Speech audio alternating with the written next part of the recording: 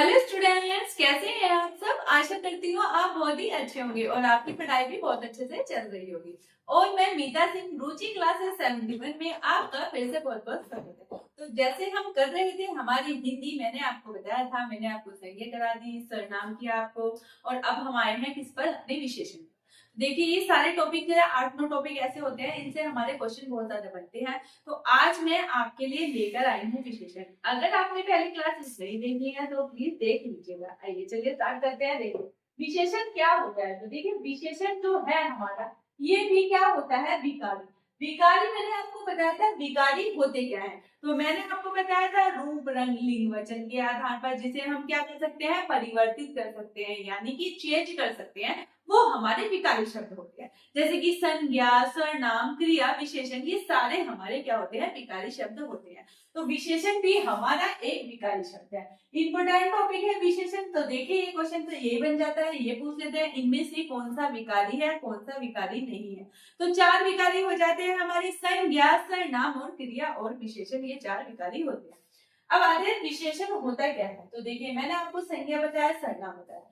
तो संज्ञा और सर्वनाम की क्या होता है, संज्ञा या सर्वनाम की विशेषता बताने वाले शब्दों को क्या कहते हैं, हम विशेषण कहते हैं। विशेषता के बारे में बताया जाता है। और किसकी विशेषता बताई जाती है, विशेषता भी जो बताई जाती है वो बताई जाती है, हमारी संज्ञा और सर्वनाम की विशेषता बताई जाती है। अब एक क्वेश्चन तो ये हो गया, इसकी पहला क्वेश्चन कि इसकी डेफिनेशन क्या होती है, परिभाषा हमारी क्या होती है। तो ये हो गई संज्ञा या सर्वनाम की विशेषता बताने वाले शब्दों को क्या कहते हैं, हम विशेषण कहते हैं। अब आइएगा नेक्स्ट पे और देखिए जैसे कि इसमें क्या लिखा है, इसकी विशेषता, जिसकी विशेषता बताई जाती है उसे हम विशेष्य कहते हैं। क्वेश्चन ये भी आता है कि विशेष्य किसे कहते हैं। तो विशेषता जिसकी बताई जाएगी उसे हम क्या कहेंगे, उसे हम कहेंगे विशेष्य। ठीक है, देखिए एग्जाम्पल विशेषण क्या होते हैं, जैसे अच्छा, बुरा, काला, बुरा, इस सारे हमारे क्या है, विशेषण है। अब देखिए मैंने आपसे बात की विशेष्य के बारे में। जैसे यहाँ पर एक एग्जाम्पल की बात करूं, सीता सुंदर है, तो यहाँ पर मैंने आपसे पूछा कि यहाँ पर विशेष्य क्या है, विशेषण क्या है।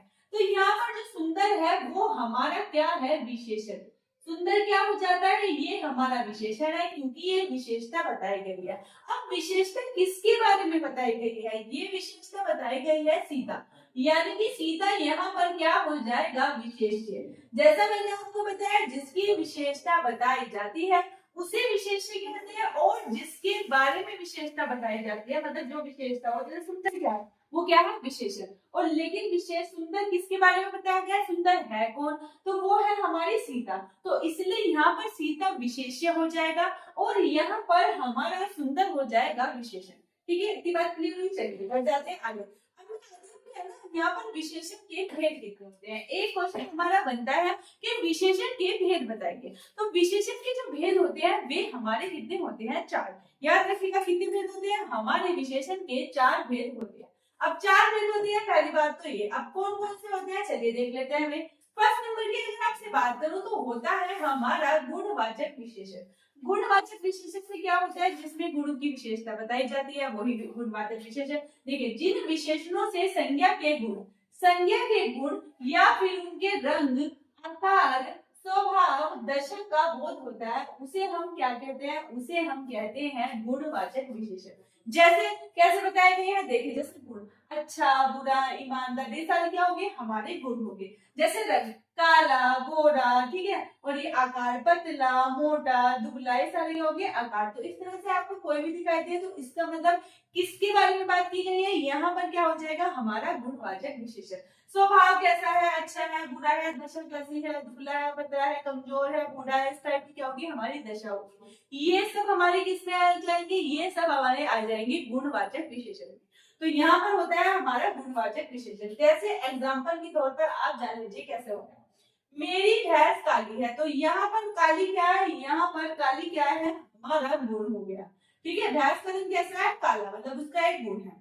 तो यहाँ पर काली हमारा गुण हो गया। जैसे मैंने आपसे कहा क्या, वह आदमी ईमानदार है, तो ईमानदार क्या होगा, ईमानदार यहाँ पर उसका क्या हो गया, गुण हो गया।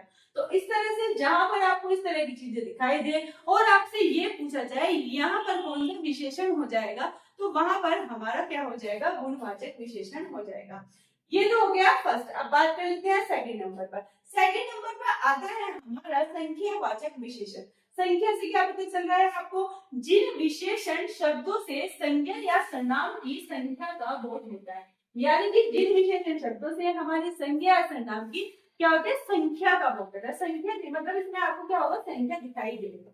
अब देखिए इसके भी क्या होते हैं? दो भाग में बटा होता है। संख्यावाचक विशेषण क्या होता है? हमारे दो भागों में बटा होता है। कैसे? देखिए एक तो होता है निश्चित संख्यावाचक विशेषण और दूसरा होता है अनिश्चित संख्यावाचक विशेषण। कैसे होता है चलिए देखते हैं। देखिए निश्चित संख्यावाचक विशेषण, जैसे मैंने आपको कहा 2 लड़के, मैंने आपको कहा 20 रुपए, मैंने आपको कहा 100 रुपए, मैंने आपको कहा 10 केजी, यानी कि आपको पता है संख्या कितनी है, ठीक है, कंफर्म है, तो इसका मतलब क्या हो जाएगा? निश्चित संख्यावाचक विशेषण। जैसे सेकंड नंबर की अगर मैं बात करूं अनिश्चित संख्यावाचक विशेषण, जहां पर आपको नहीं पता होगा, जैसे मान बहुत भीड़ में है, आप मेले में गए, बहुत भीड़ है वहां पर, आप कहते हैं वहां बहुत भीड़ थी, कई लोग थे, आपने काउंट तो नहीं करे, तो जहां पर काउंट नहीं होंगे, आपको नहीं पता चलेगा, वहां पर क्या हो जाएगा? अनिश्चित संख्यावाचक। कई लोगों से नहीं पता चल रहा कितने लोग थे, बस इतना बताया कि काफी लोग थे, बट आपने काउंट नहीं कर पाए। अब जैसे बात करते हो सैकड़ों बच्चे का क्या हुआ? मतलब बहुत सारे बच्चे हैं, हमें दिख रहा है बहुत सारे, बट हमने काउंट नहीं किए या हमसे काउंट नहीं हो पा रहे, तो वहां पर क्या हो जाएगा? वहां पर हो जाएगा हमारा क्या होगा? अनिश्चित संख्यावाचक विशेषण। तो ये विशेषण के हमारे दो प्रकार हो गए यहाँ पर। देखिए एक तो गुणवाचक विशेषण, संख्यावाचक विशेषण। थर्ड नंबर की अगर मैं आपसे बात करूं तो थर्ड नंबर पे आता है हमारा परिमाणवाचक विशेषण। परिमाण का मतलब होता क्या है? देखिए परिमाण जहां पर आपको दिखाई दे, मतलब होता है वहां पर माप तोल से जिसे क्या होता है? मापा या तोला जा सके, उसे बोलते हैं हम परिमाणवाचक विशेषण। जैसे किसी की पदार्थ की जिसमें दे रखा है, जहां पर किसी पदार्थ या वस्तु की मात्रा को मापा या तोला जा सकता है, उसे क्या कहते हैं? उसे कहते हैं हम परिमाणवाचक विशेषण। देखिए इसे भी दो भागों में बांटा गया है, यानी कि इसके भी दो भाग होते हैं। दो भाग कौन से? एक नंबर पे आता है हमारा निश्चित परिमाणवाचक विशेषण, जिसमें क्या होगा? निश्चित, जैसे मैंने कहा आप मार्केट में गए, आपने कहा मुझे 4 मीटर कपड़ा चाहिए, तो दुकानदार को पता है कि आपने कितने मीटर कपड़ा मांगा है? 4, उतना ही आपको काट के देगा, माप तोल कर देगा, तो यहाँ पर क्या हो जाएगा? हमारा निश्चित। अगर मैं आपसे बात करूं, जैसे आपने निश्चित परिमाणवाचक विशेषण कैसे होगा? अगर आपने कहा थोड़ा अनाज या बहुत दूर, या थोड़ा अनाज दे दो, थोड़ा उसको नापेगा नहीं, मतलब आइडिया से आपको दे देगा। जैसे थोड़ा दूध नापेगा नहीं, जितना होगा मतलब जितना उसमें होगा वो आपको दे देगा अपने आइडिया से।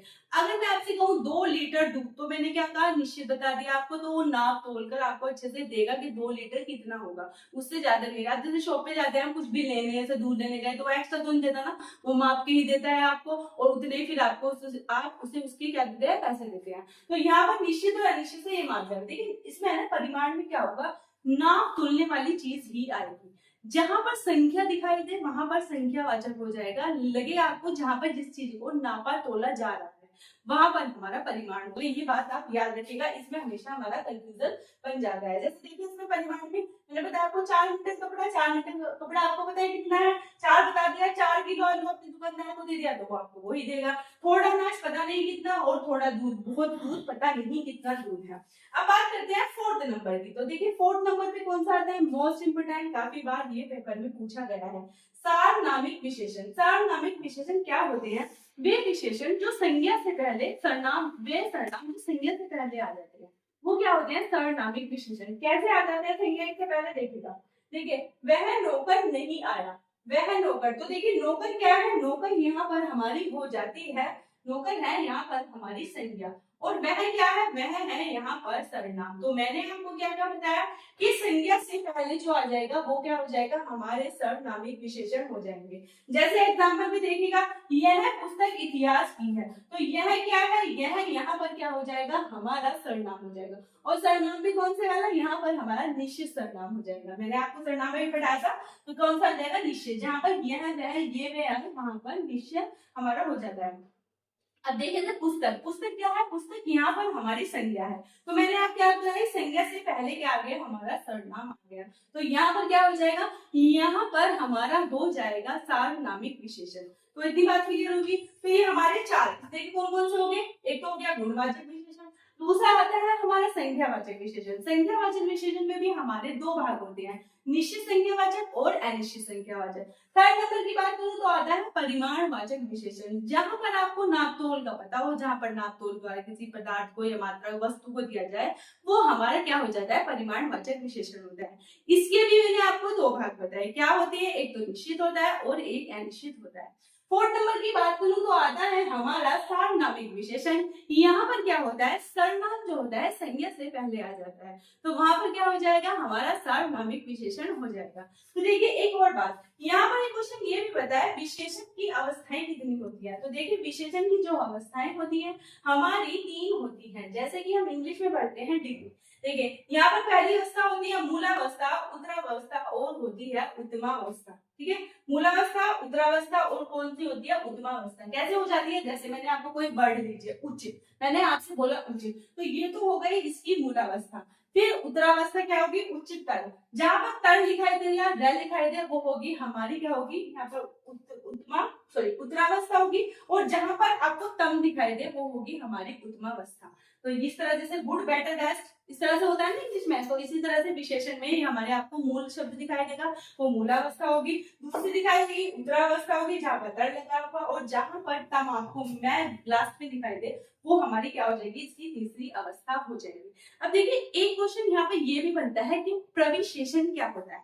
तो प्रविशेषण क्या होता है, देखिए जैसे मैंने आपको कहा यहाँ पर सीता, सीता बहुत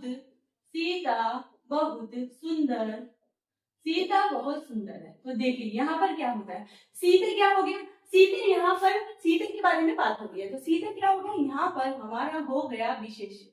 क्या हो गया सीता, यहाँ पर हो गया हमारा विशेषण। अब देखिए मैंने आपसे बात की है प्रविशेषण होता क्या है, जो विशेषण की भी विशेषता बता दे, विशेषण की भी विशेषता बताने वाले को क्या कहते हैं हम, प्रविशेषण।